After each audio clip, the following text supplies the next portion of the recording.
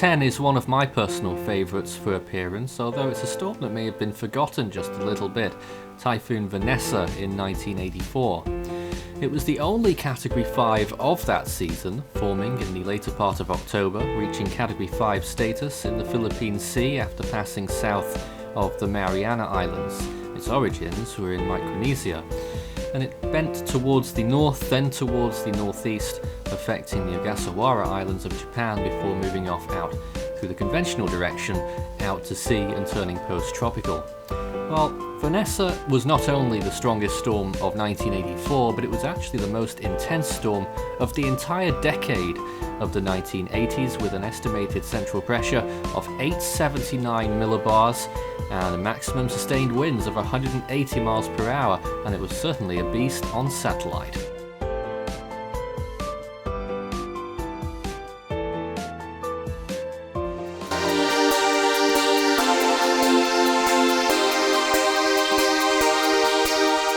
Typhoon WYNNE from October 1980 is another one of my personal favourites, a storm that formed over the eastern Micronesian islands in the early part of October and then curved towards the northwest, moving through the Mariana Islands as a strong tropical storm.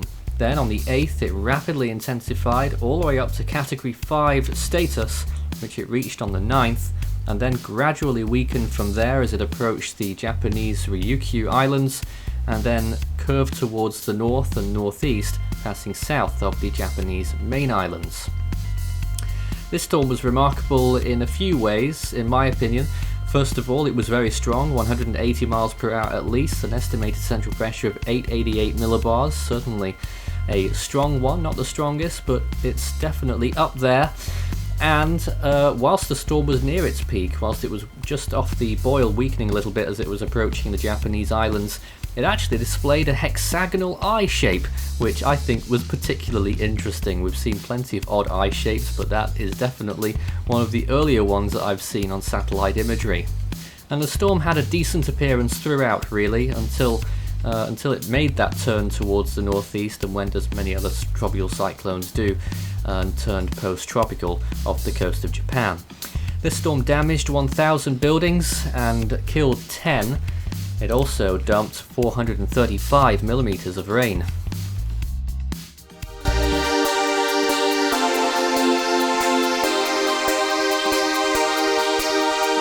Typhoon SOUDELOR is certainly infamous in our circles. It was our first year of doing live coverage as a team, and unfortunately we weren't quite ready for this one as I was on vacation, and at that point we were still a little bit primitive and we hadn't had any contingency plan really for what would happen if I was away and we had a Category 5 storm. Well, unfortunately that happened.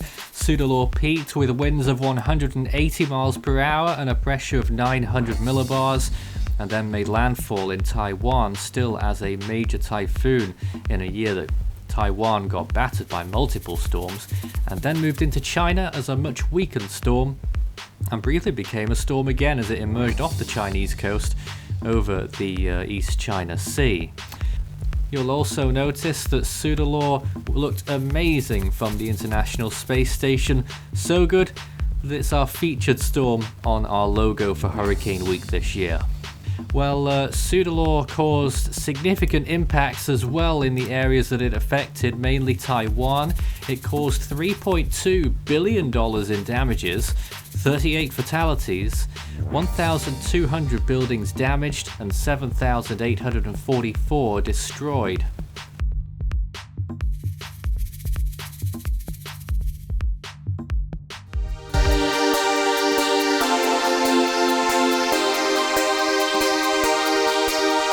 Typhoon Mike was definitely a very powerful storm, very underestimated storm to say the least. When you go ahead and take a look at the storm reports for Typhoon Mike, you'll actually end up finding the JTWC reports that a lot of the reports said that Typhoon Mike ended up being T8.0, but for whatever reason, they just kept it at T.7.5 for whatever reason and kept the storm at 175 miles an hour.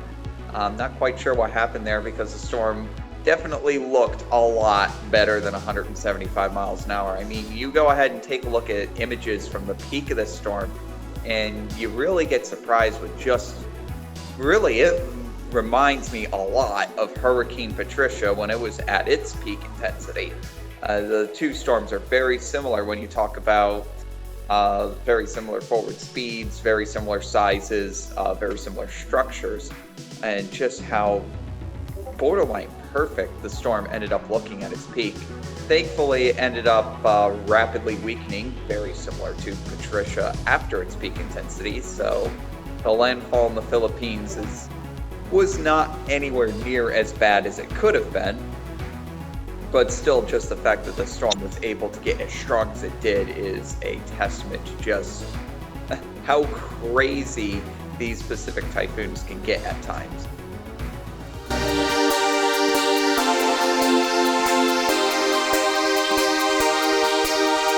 Well, now let's go back just a couple years to early September of 2018, where a tropical storm formed over the Marshall Islands, I think. Yeah, it was very far east, actually, for a storm formation. Tropical storm Mangkhut formed, and as it started to gradually intensify, moving, I believe, just north of Guam as a Category 2 typhoon, before it then underwent more rapid intensification into a Category 5 super typhoon in the Philippine Sea, where it held that intensity for a few days. Actually, it was a very long-lasting Category 5 storm. That's the thing that I really remember about Mangkhut was really how long it lasted. It was a Category 5 for like 3 or 4 days, which is very, very rare to see, because usually, you see these, these powerful storms undergo eyewall replacement cycles and such. So it was very interesting, to see Mangkhut, hang on, really held on for a very long time, really, up until it made landfall in northern Luzon as a Category 5 typhoon, I believe, with winds of like 165 miles an hour. It was a very powerful Category 5 typhoon landfall in northern Luzon. Thankfully, a very sparsely populated area. Mangkhut rapidly weakened as it entered the South China Sea, where it then made another rare feat as it approached Hong Kong. It actually activated, it was one of the very few times where Hong Kong activated Signal 10 warnings, because it made landfall, I believe it was just west of Hong Kong. Mangkhut made landfall as a Category 1, which caused a lot of damage there as well, and then obviously it really died off as it moved in towards southern China. It made a peak intensity of 180 miles an hour. It still caused almost $4 billion in damages, so it's still very deadly and a very costly storm, in addition to being one of the costliest Filipino typhoons in history. I believe the fourth costliest in Filipino history as of November 2020.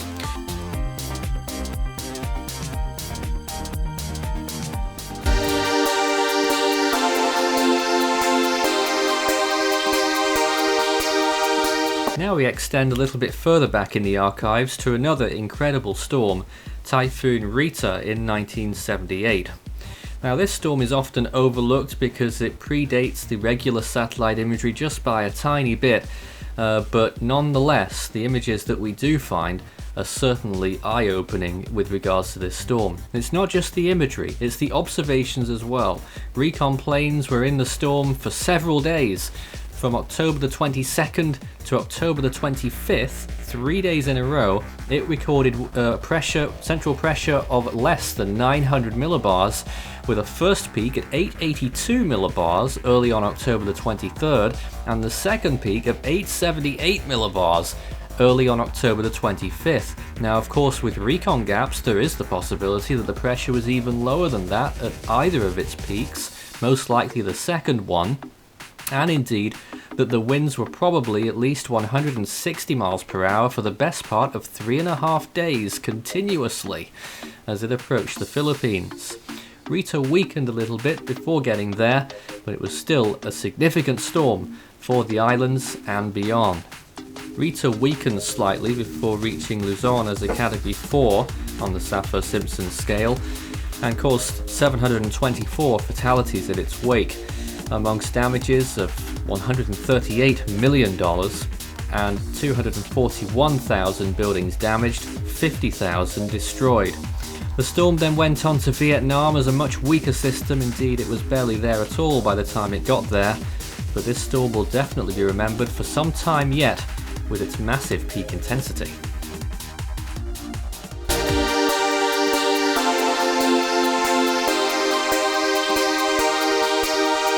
Well, just over a month ago, in late October of 2020, sometimes even quiet seasons can produce absolute monsters, such as the case this year with Typhoon Goni. It really formed in the Philippine Sea in late October, then rapidly intensified, as most storms do late in the season or later in the season. Initially, I believe, peaking with winds of around 180 miles an hour, a very, very powerful storm. It was expected to weaken over the next day or so before it made landfall in the Philippines. However, Goni was like, no, and it instead decided to keep intensifying up until its landfall on the 31st of, actually it was the early morning of November 1st, 2020, where it made a landfall. Operationally, Force 13 went with a peak intensity of 195 miles per hour and remarkably a pressure estimate of 876 millibars. In reanalysis, we've dropped away from that just slightly, still 190 miles per hour and an estimated pressure of 881 millibars pending further reanalysis at the end of the season. We haven't tabulated numbers for impacts yet on this storm, but it did cause serious damage, and it was quite clear that it had done when it made that Category 5 landfall on Catanduanes and then moving through the southern part of Luzon.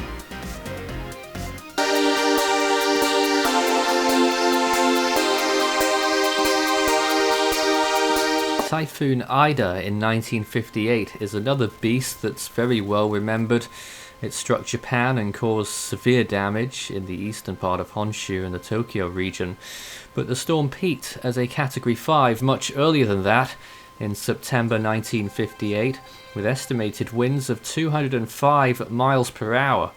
Initially, or indeed officially, the central pressure was 877 millibars. That was based on a drop sonde, but apparently that occurred 11 miles from the center of the storm, based on the recon data, so it's probably likely that this storm had a lower central pressure, estimated by us at around 873 millibars, which is just 3 away from TIP's record. Ida then went on into the coast of Japan. It weakened substantially as it did so.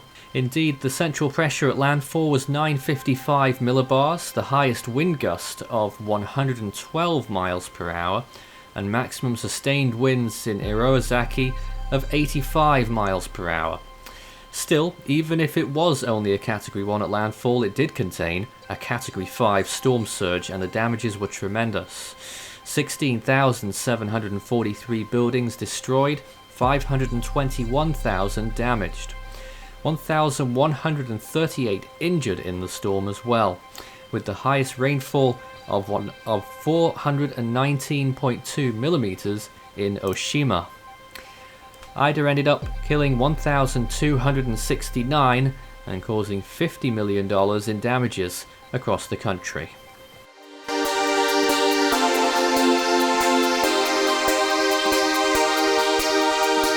For me, Typhoon Gay stands out as a beastly typhoon for multiple reasons. First of all, it was rather late in the season when it did reach its enormous intensity of an estimated 205 miles per hour. It was in the 3rd and 4th week of November. Also, this storm actually formed near the Marshall Islands before moving on towards the west, passing north of most of the Micronesian islands, and then took a direct hit on Guam on November 23rd. The storm then persisted towards the west and then towards the northwest, stalling a little bit as it started to gain latitude, and that's when it lost its intensity mainly. It did have a secondary peak as a Category 4 though, and just about lasted until the first day of December when it moved northeastwards past the Japanese coast as an extratropical cyclone. At peak, this typhoon was immense. An enormous ring of minus 80 degree cloud tops, even minus 90 in one or two areas, and a pretty warm eye and extremely good structure, shape of it, very good indeed. Officially from the JTWC at least, they list this storm at 185 miles per hour. A lot of people here think it's a little bit low. Our current estimate from Force 13 has it at 205 miles per hour and an estimated pressure of 875 millibars, which along with Mike have two typhoons there in the early 90s period that really go above and beyond, and if we only had those recon planes, we might be able to make a better determination. These storms could have been even stronger.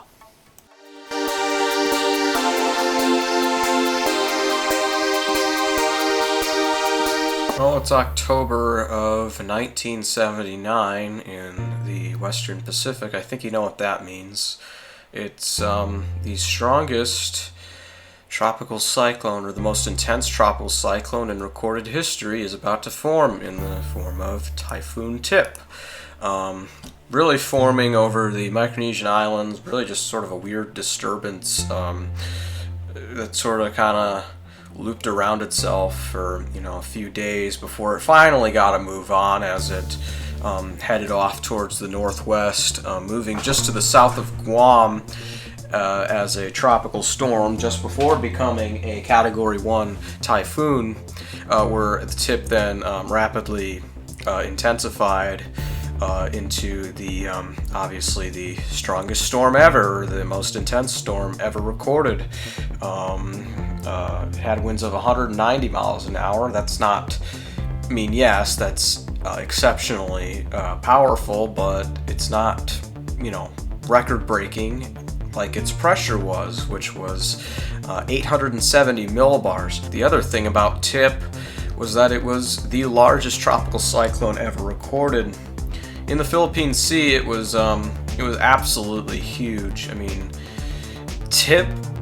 Tip's wind field, I think, got as far west as the Philippines, and I think eastern China and most of Japan were impacted by Tip. Basically, most of the basin, really. I think it had, its gale force winds were like 1,000 miles in diameter, in addition to being a 190 mile an hour Category 5. So Tip is probably, the most incredible storm that we've ever seen.